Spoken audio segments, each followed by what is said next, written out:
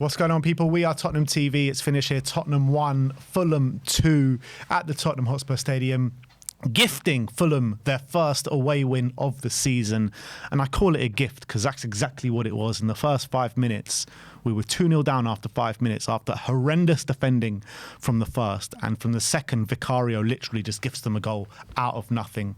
They had no right. They had no right to win the ball back where they won it. And Vicario dilly-dallies on the ball, loses it, and Fulham score from the open goal from about 36 yards out. It's a good finish in its own right, but it's an absolute shit show from Tottenham. I'm telling you, that first 45 minutes from Spurs was absolutely pathetic. It was pathetic to go to PSG, to Paris, against against the European champions. They lost in the Club World Cup final as well, the best team in Europe right now. And to not build on that and to go backwards and to show traits that we've been showing all season, defensively, offensively, toothless, gutless, no fight in those 45 minutes, is an absolute disgrace. And you know what? We showed a bit of fight in the second half, but it means nothing. It means absolutely nothing because we take nothing from the game. And I don't take that into account. You know, the first 5 minutes lost us this game and it's nowhere near good enough. And I'm starting to lose patience now. I really am. Where are you at with it, Stel? Where I'm.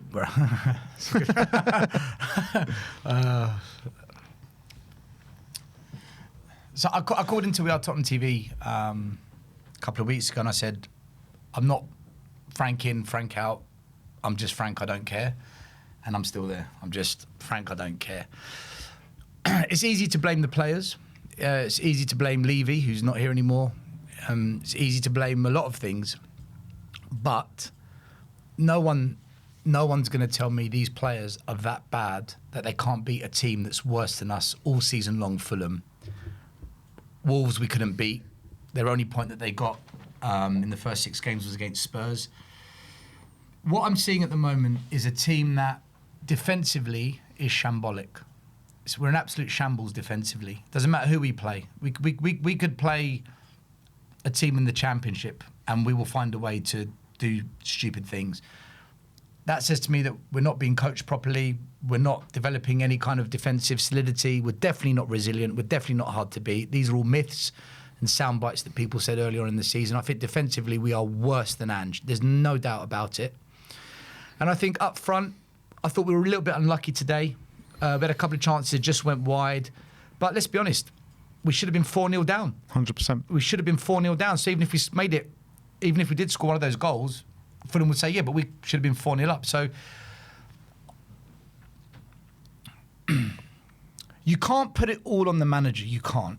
Because there are players there that aren't good enough. And I've said this many, many times, and I think a lot of fans agree. And Levy has left a legacy of problems behind. However, if you're going to be patient and you're going to ask for a rebuild and these things take time, you've got to have the right manager in place to do that. And I don't think Frank is the right manager to do it.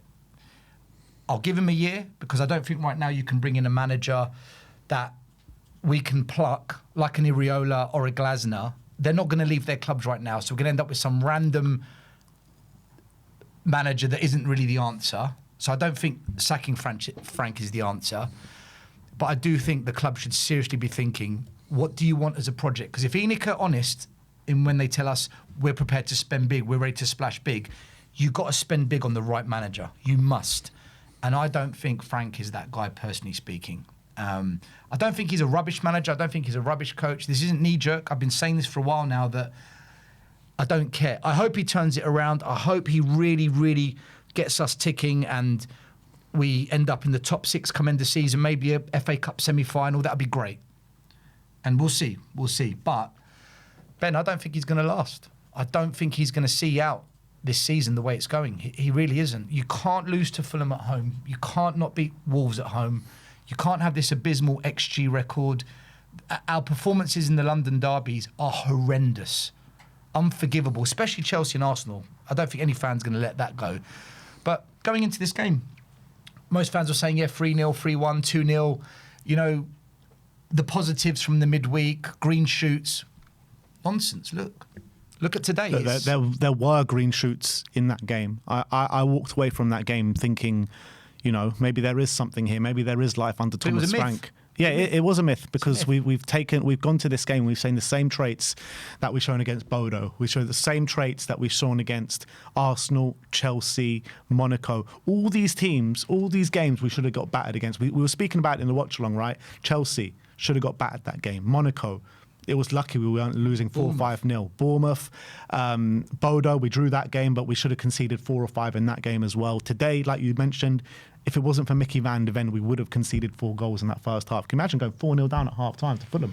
Like, I don't understand because I'm looking at the players on the pitch today from a defensive standpoint. Pedro Porro, Kevin Danso, Mickey van de Ven, Destiny Udogie.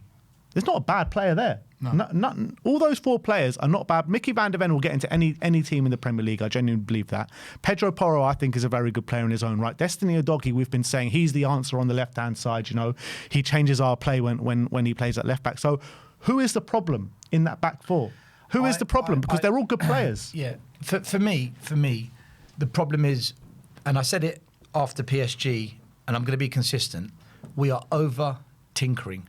The manager keeps chopping and changing tactics, formation every single game. He's got to stick to one tactic, one approach for 10 games. We've got this thing in coaching, Ben, we were taught, it's called plan, do, review. Plan, do it, and then review afterwards. But the review is what went well, what went wrong, what can I tweak, but you don't change the plan. We're changing the plan every single week. Midweek, we played a 4-2-2-2. It looked quite good. Tonight, 4-2-3-1. Players are confused. Players don't know whether they're coming or going with the formations. And it's very difficult to build partnerships on the pitch. Look at Prime Poch. Alderweireld and Vertonghen. Then you had Dembele, Wanyama. Kane, Son. Dele Alli and the wing-back. There was partnerships and they built those... understandings on the pitch. Every game we chop and change players. Every week we chop and change players, or we chop and change tactics. There's too much rotation. There's too much changing of the tactics. The players, it's too confusing for me, Ben. So when the ball comes in from the wing, if that defence isn't the same defence week in, week out with the same holding mids, then where's the understanding? Where's the coherence? Where's the communication? It hasn't been developed. And I said it midweek and I stick to it. I think Frank has just become a tinker man. And you know what? It doesn't work. Yeah, but I get what you're saying. And I think you're right to a certain extent. But those same players and that same system that we started the first half with started the second half. And we were brilliant for 20 minutes in the opening of that second half. Yeah. So why can't we start a game like that? Why are we mistake-riddled from the first minute? But here's the thing. We get the momentum. We're doing well. We go 1-0 up. What does the manager do? Yeah, that was an awful decision from him. He made 3 subs. Because they were ready before the goal comes. And this is what I mean about tinkering. He completely tinkered the flow. You got the momentum. You're on top. You look like you don't look like you're gonna equalise. You look like you're gonna go and win this game. And he's right. Chop, change. Stop the chopping and changing. And I don't think he's going to change. But those 3 subs, we lost all the momentum when he did that. But what I'm asking you is that. It's the manager. You're talking about tinkering and the partnerships aren't there on the pitch, but why were they there at the start of the second half, and why weren't we ready for this game when we kicked off? I think that partly is... Because it's the same system and the same players. It's a mentality, isn't it? We always come back to this with every manager. There's a mentality. Look, maybe, just maybe, we thought, yeah, we're the Billy Big Nuts. We can take on PSG. Fulham, yeah, whatever. And Fulham, they came and said, no... This is a Premier League game. You treat us like we're a top team. Make us look like we're shit, but you've got to work for that. We went into this game, and you could see it the first half. It honestly felt like we had no idea that we were playing a football game. What was the XG? Was it 0.01? How can you register an XG of 0.01 in a game of football half at home? Any club, whether you're Burnley, Wolves, Leeds, Burnley will register a bigger XG against Arsenal than we did at home to Fulham in a half of football. Let that sink in. Burnley probably registered a better XG in one single half against Arsenal than we did at home to Fulham. See, that's disturbing. That's just... Do you know where I'm at? I really am at, Ben. Frank needs better players. I'm fully in agreement that Frank needs better players. I'm not sure I want to give better players to this manager. Because I know what Glasner does. I know the football Iriola plays. I know that, what Poch gave us, what Poch brought to this club. There's managers out there, you know what you're going to get, and you're prepared to be patient because you know it's going to go. Thomas Frank, he's never won anything in 13 years. He's never been anything more than a mid-table manager. He's got no European experience. He's never had to play 2 games a week on a regular basis. He's also taken over a very difficult situation. He has. I'm trying to be as fair as I can. But what has he done in his career to be the manager of Tottenham Hotspur? If we think Tottenham is a Big Six club, what has he done? Look, I think he did an incredible job at Brentford. They finished mid-table. Yeah, but on an absolute shoestrings budget, and he brought them up from the Championship where they haven't been in the Premier League ever. Yeah, but he had They'd never been a Premier League team. He coached those players. He made them into who they are. All right, so he's developed some brilliant players. And Buemo, Wisa, Tony, Damsgaard. Even with those attackers, he still couldn't get above mid-table. Even with those attackers. And he's meant to be a defensive coach that makes teams solid.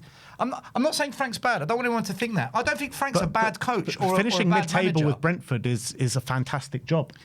Yeah, but is that the standard we're looking for to bring to Tottenham? But they thought if you give him more money, if you give him more resources, if you give him better players, then they think he's going to finish higher up in the league. All right, all right. He's got a player in Mawani who hasn't scored a single goal in the Premier League. He's brought Xavi Simons. He looked average again today. Yeah. He had a couple of nice bits of skill. He offered us nothing, really. The only player he's signed, Paulinho and Kudus are more good than what they are bad. So you could say that's pretty good signing. Those two are decent signings. Kudus, second half today, was our best player. Paulinho had a bit of a stinker. All right, he's going to have a stinker 1 in every 6-7 games. He's not... That was his worst performance in a Spurs shirt today. And you know what? It's taken, 15, 16 games? So he's allowed 1. I'm just concerned that if we're going to go on a proper project, Ben, a proper rebuild, we need the right guy. I don't think it's him. It's my opinion. I could be wrong. It's from what we've seen so far, the evidence suggests that he is not the right man for the job. That's what the evidence suggests. But managers have had poor starts at clubs before and gone on to make successes of themselves. I'm not saying he is the right man for the job. But what I would say, back on your point about, he needs better players and all this kind of stuff, I disagree that he needs better players because with the players that we have with the players he has at his disposal right now, he should be doing a hell of a lot better than what he's doing right now. So we can all talk about, he needs better players and all this kind of stuff, but he's got good players to work from. He's got Pedro Porro in the first 20, 30 minutes that was gifting them big chances and a shadow of the player that, he was in maybe the second period of the game. You've got players that are underperforming dramatically. Do you know what? I question any manager that says things like, don't forget you finished 17th last year. I question the manager that says I didn't like that at all. I question the manager that says things like, well, you get 10 good games in a season, 30 average ones. What message are you sending to your players? Oh, by the way, guys, you finished 17th. Don't forget how crap you are. Yeah. By the way, guys, you're only going to have 10 good games. This is the message you are sending to your team. Andrew would never talk about our team like that. Poch would never talk about our team like that. You know what I didn't like as well? Our managers never... What's it called when you... Not belittle, when you talk down... When you talk yourself down. Always talk yourself up. Or be honest about where you are, but never talk yourself down. He's talked us down twice. Yeah. And it's talking weird himself because, down. And it's weird, Ben, because I don't remember him doing that at Brentford, talking himself down. Because he was never questioned. He was never questioned as much at Brentford than he is now, because he always was seen as doing a very good job at Brentford. Yeah. Now at Tottenham, he's come into a big club. He's come into a club that is so-called in the Big Six, and he's performing nowhere near to the levels which are expected of him. Things need to change very, very quickly, or he's going to be out the door very, very soon. That's the reality. We say that every game. When's the last time we won a game of football? When's the last time we won a game of football? When was the last? We lost to PSG, lost to Arsenal, drew with Man United. Our last win in the Premier League was Everton, wasn't it? I think our last win in the Premier League was Everton, Let's have a quick look. which was, I don't know, a while ago now. But So I think I was all on the Frank bandwagon. But like I said during the lost watch to long, Fulham, lost to PSG, Yeah, it's lost Everton, to isn't Arsenal, it? drew with Everton is our last- Copenhagen, No, but in the league, Everton. lost to 26th of October, so 1 month ago. In our last 10 games, we've lost 6 games, drawn 2 and won 1, and won 2. Do you know, when we played Monaco, there was a run of 10 games, and I said to everyone, I can't see us winning more than 2 games in the next 10 the way we play football. And it's actually got worse. Yeah. But there's a clear motivation problem here with this manager because he can't seem to get his players up for it. And, you know, players shouldn't really need motivation to play in the Premier League. But I feel that some of these players just lack belief under this manager. And that is a big problem. He's talked them down, that's why. He's basically done a Keir Starmer. He's come in and said, "Oh, the country's falling apart. We're in trouble. Black hole." Mate, stop talking it down. He's basically talked it down from being quite positive and enthusiastic and saying all the good stuff. He's now. Do you think the pressure of being at Spurs has got to him? It's hard to argue against that. It really is hard it's to just a argue pressure against thing? it because I am seeing traits in a team which I never saw in a Brentford side. And this is a Brentford side that finished 10th in the league. So he's doing things that he's just not getting anywhere close to the potential that he's got at his disposal. And it's worrying. It is so worrying when you got 2-0 down at Fulham and it could have been 4-0. We're talking about 4-0 to home to Fulham at half time. And it would have been fair. It would have been fair. I know, Ben, I know. And we can all sit here and being like, yeah, all right, we performed much better in the second half. But when you actually look at the chances that both teams had during the game, when you look at how Mickey van der Ven saved our arse twice for gilt-edged chances in the first half, Fulham deserved to win this game. You know, at the start of the game, you said to me, score prediction. I said to you, my heart says 3-0. My brain says 1-1. I Stop overestimating Spurs. I was trying to be positive. I get called negative. I honestly had the. Do you know what, Ben? I knew we weren't going to do well today because I've seen this pattern before. We did really well against Newcastle midweek in the Carabao Cup. Okay, we lost, but we had chances, and it was a bit like the PSG game. All right, we lost, but we done all right. But then what we followed it after was nothing other than catastrophic. That Chelsea game was diabolical, and today, guys, Fulham, who are 15th in the league, haven't won a single game. Do you know what? The only game they've won away this year was against Wickham, and that went to penalties. Bloody hell. Bloody hell, man. Fulham have been and do you know what? Do you know what Fulham have struggled the most with this year? Scoring goals. Let me ask you this. Let me ask you this. Tottenham. I don't know how we do it. We don't know how this hierarchy is going to act. If this was Daniel Levy at the helm, do you reckon he would have already been gone? 100%. Levy don't mess around. Levy don't fuck around. November's normally firing season for him, Levy. Yeah. Levy doesn't mess around. But that's been a criticism of Levy, saying you never give managers a chance. But I think in this case it's different because how much leeway can you give a manager when you're just losing, defence is just falling apart? Do you know what? For me, if I was to take one thing from the game that said to me, Frank, I don't think he is going to be the guy. It was when he made those three substitutions when the team was on the pitch was buzzing. That team on the pitch was buzzing, and he killed. And we said, we will judge at the end of the game whether these subs made sense, and it killed it.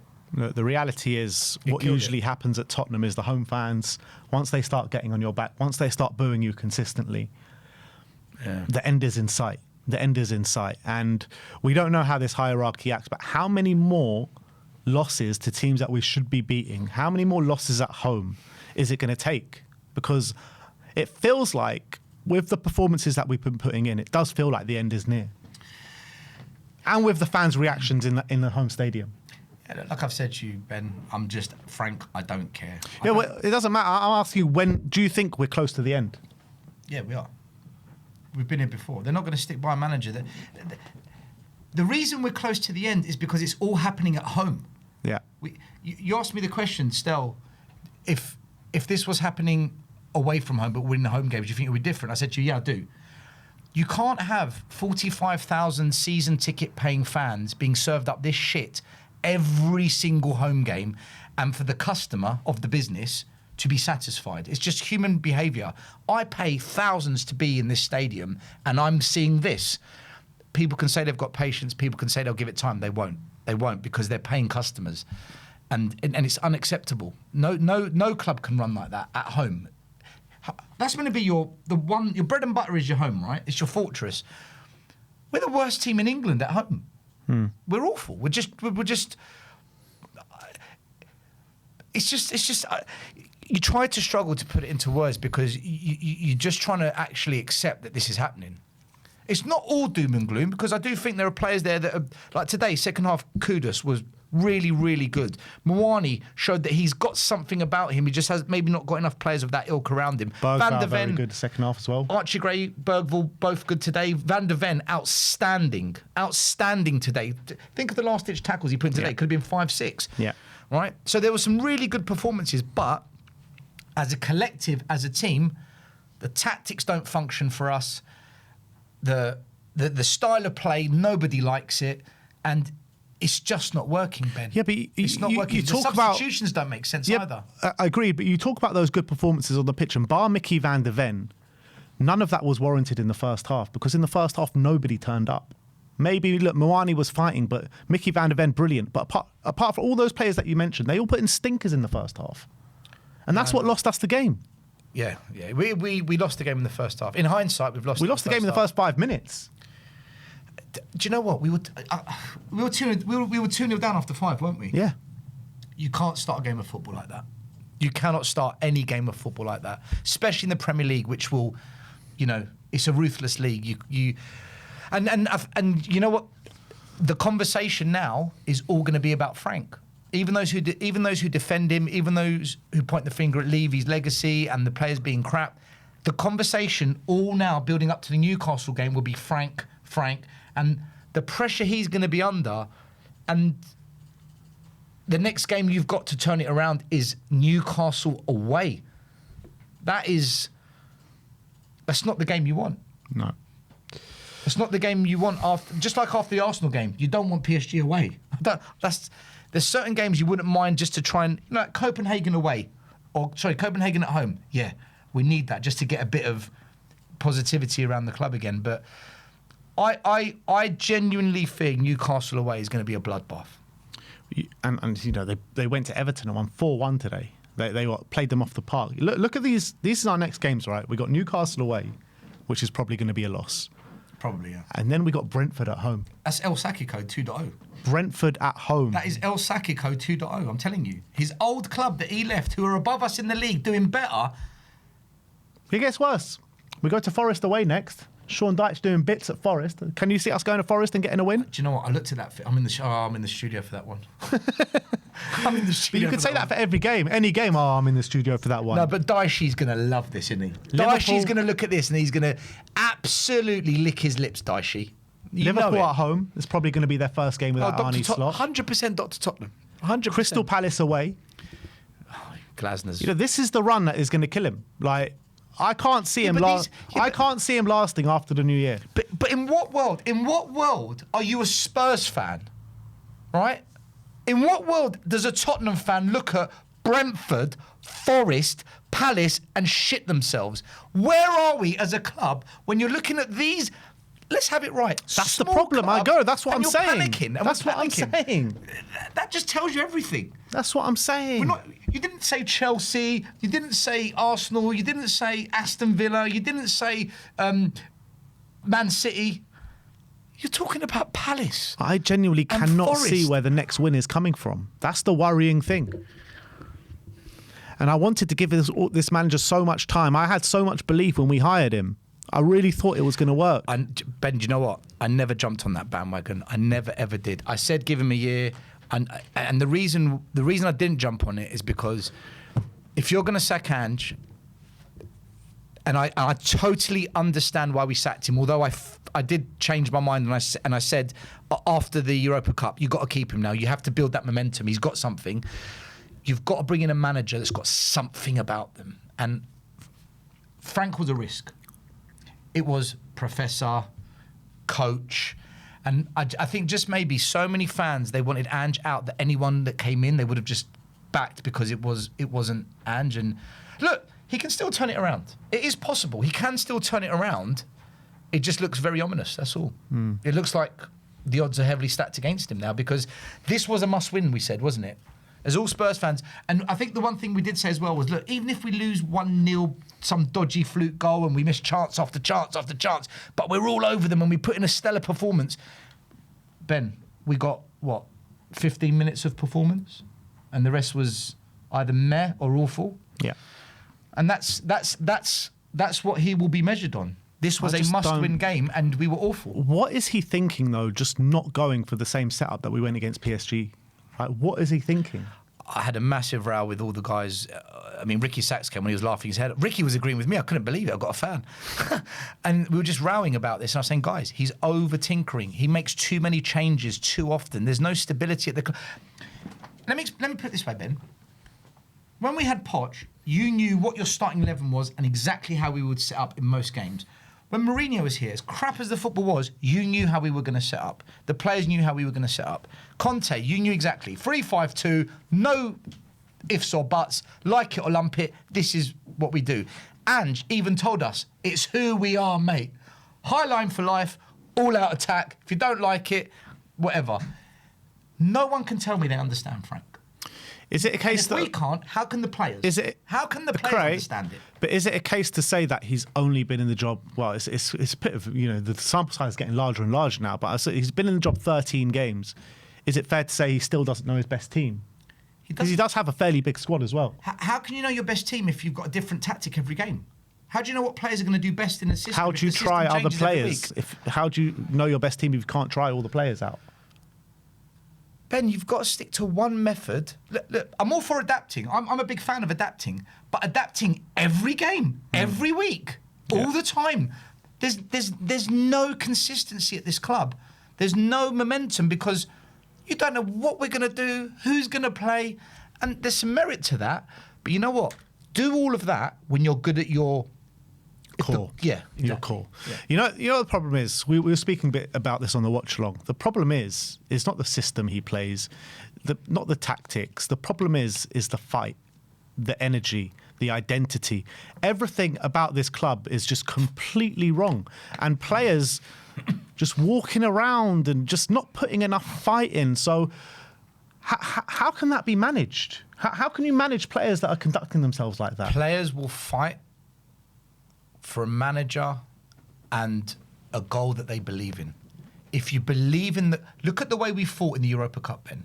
Look at the way, forget whether we played easy teams or not. Look at the fight we put up at Frankfurt away. Look at the way we defended like warriors against Man United in that final. That is a group of players that believed in the goal. We believe we can win the Europa Cup.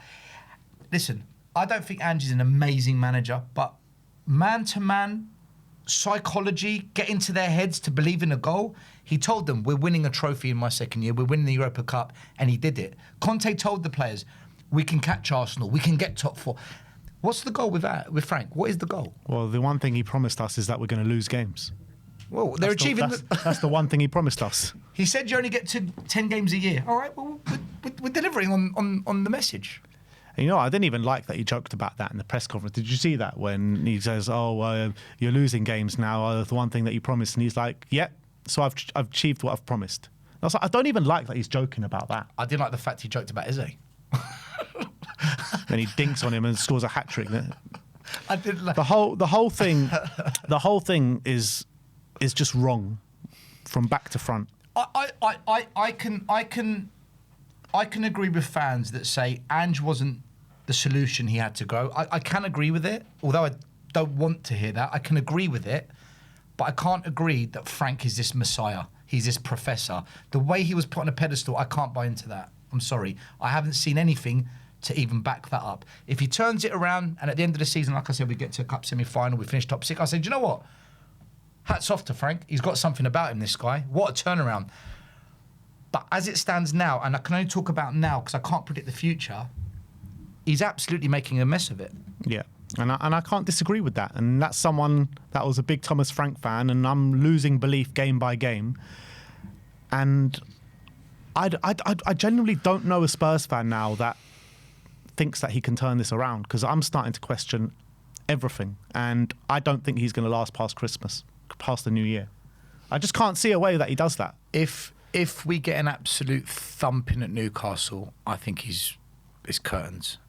But knowing us, we're the kind of team that will rock up to Newcastle and do something. And then we'll think, oh, positive green shoots. Then we'll go and lose to Brentford at home. Because it's a home game, and it's all set up, isn't it? Frank's old club rocks into town and gets Frank sacked. This is the Spurs history. This is what we do. We create these fairy tale back pages for the newspapers. Look, it's very likely this could have been his last game as well. I think it could be very likely. What, you think he gets sacked today? What after this? I don't know if he will. I'm not saying he will. And I don't think he'll get sacked. I think it's likely. You can't lose to Fulham at home with everything else in there as well. Like, if this was a one-off, fair enough. But that first half performance was pathetic. Do you know what? I was actually thinking, before we went live for the post-match analysis, I was actually thinking, do you know what? It's so unfair for me to maybe be this critical of Frank, because Vicario really fucked us up today, big time. But then I think of when Fulham hit the post and when they missed that chance as well, I think, actually, do you know what? They still had bloody good chances that they screwed up. So even if Vicario didn't do that, you look at what Fulham could have done regardless of that. It was an awful first half display. Like you said, Ben, we lost it in the first half. Yeah, first 5 minutes. And we showed no intent at all. Even 2-0 down in the first half, we had 40 minutes to try and create a chance, and we still couldn't do that. I'm laughing because I don't want to cry. I've said to myself this year, I'm not going to be this ranty, shouty, angry guy. I'm just going to let it play out, and wherever it goes, it goes. And right now, it's taken us into a very unhappy Christmas as a Spurs fan. And I don't think Spurs fans will put up with this for very much longer, because the home form cannot continue like this one game more. Yeah. It cannot. We say every week, it has to stop. It's not stopping, it's getting worse. So apparently the Spurs fans booed Vicario today. And Thomas Frank said, any fan booing Vicario is not a true Spurs fan. And he says, I'm fine with fans booing after the match, no problem, but not during. That is unacceptable, in my opinion. So apparently Spurs fans were booing even during the match today. Well, if they're not booing Vicario, they'll boo Romero. If they're not booing Romero, they'll boo Brennan Johnson. If they don't boo Brennan Johnson, they'll boo Richard. We'll always scapegoat someone in the team. There's always someone to blame. We'll find someone. I mean, that Vicario mistake was horrific, but I think fans, before they boo Vicario, should remember the 3 games where he freaking saved us this season, and say, do you know what? He's had a bad, crap moment, but he's also the reason we've got 9 points in 3 games where he was the man of the match. Yeah, he saved us more points than lost us this season, that's for sure, in my opinion. I mean, there's a fair conversation to say, can we sign better than Vicario? Probably, yeah. If you remember Arsenal when they had a good goalie, Ramsdale. And they said, you know what, we can do better still. And they got Raya, and he is better. I think we can do better than Vicario. Of course we can. But we didn't lose today because of Vicario. He's a contributing factor. But guys, we lose every week. We lose every week. Every single, like you said, Everton was our last win. And by the way, how good was Vicario against Everton? All right, look, that is the instant match reaction. Damning, I think, is the right word for it. But Spurs have lost 2-1 at home, another home defeat, and this time to a team that haven't won at home, won away all season. We're going to get you guys on to have your say. Very interesting to see what you guys think.